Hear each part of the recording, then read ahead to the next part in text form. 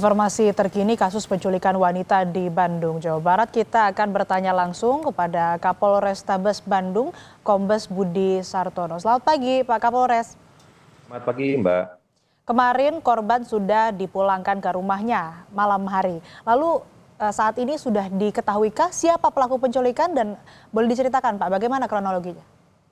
Jadi kronologisnya mungkin saya ceritakan dari awal bahwa memang benar pada hari Minggu tanggal 8 Desember pukul 12 ada kasus atau tindak pidana penculikan terhadap seorang korban ibu-ibu atas nama Ibu Santi di Jalan Sukanegara Asri.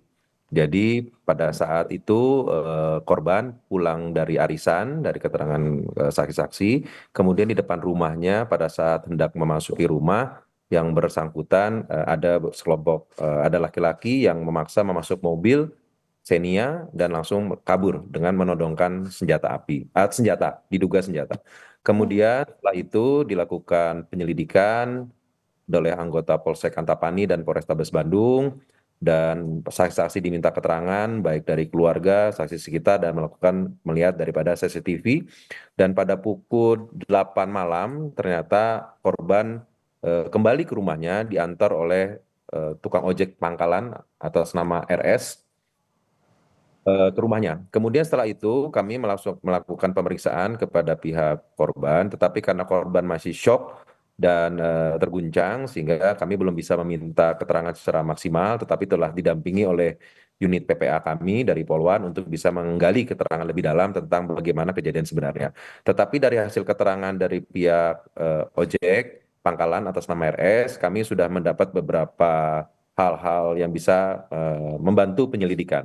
Yang pertama adalah bahwa memang benar tukang ojek tersebut yang mengantarkan ke rumah korban itu adalah karena pada saat di daerah Pasir Impun, tepatnya di daerah PD Kebersihan, tukang ojek tersebut sedang menunggu penumpang. Kemudian datang seorang laki-laki kepada tukang ojek tersebut menyatakan bahwa di depan ada mobil yang membutuhkan orang untuk diantar.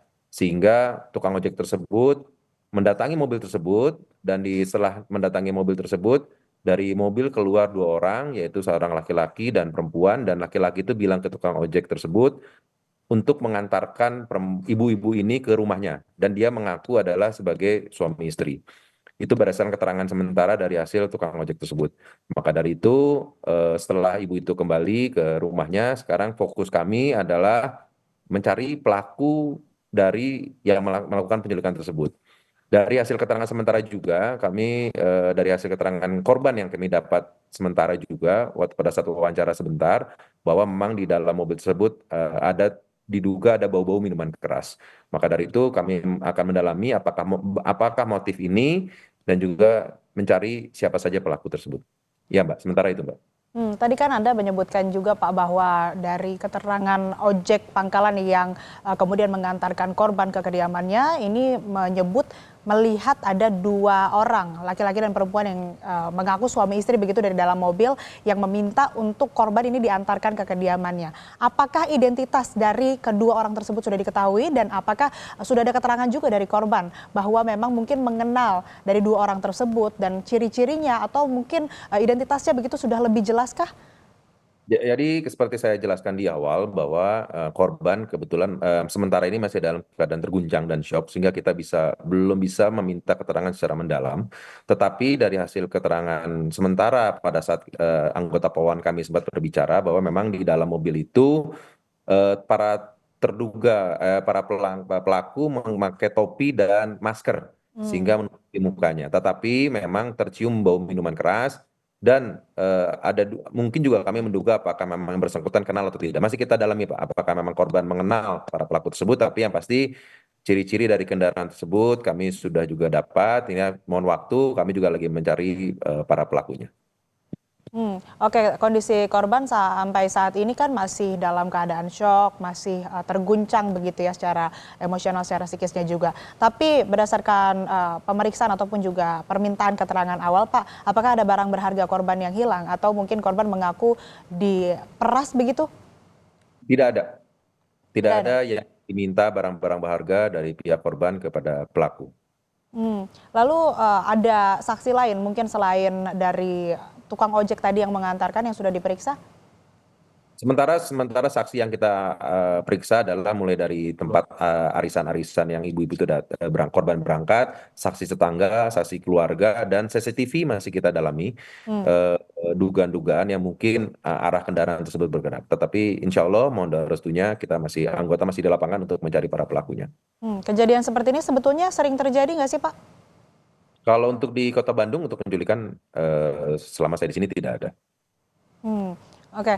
Kalau soal penggunaan yang diduga itu adalah senjata api, seperti apa penyelidikannya? Apakah memang itu betul menodongkan senjata api atau bagaimana, Pak?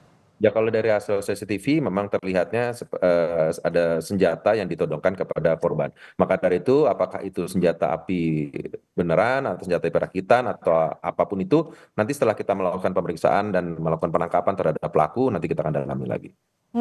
Usai pemeriksaan korban, kemudian juga permintaan keterangan kepada saksi-saksi begitu, apakah sudah ada pengecekan kondisi keamanan di lingkungan rumahnya? Kita juga sudah koordinasi dengan pihak security, rumah, dan lain-lain. Memang kita berkoordinasi dan alhamdulillah kami dapat bantuan sangat sportif dari lingkungan, warga lingkungan, termasuk CCTV dari warga juga sudah diberikan kepada kita semua. Baik, terima kasih Kapolrestabes Bandung, Kombes Budi Sartono telah berbagi informasi bersama kami di Sapa Indonesia Pagi. Sehat selalu, Pak. Betul.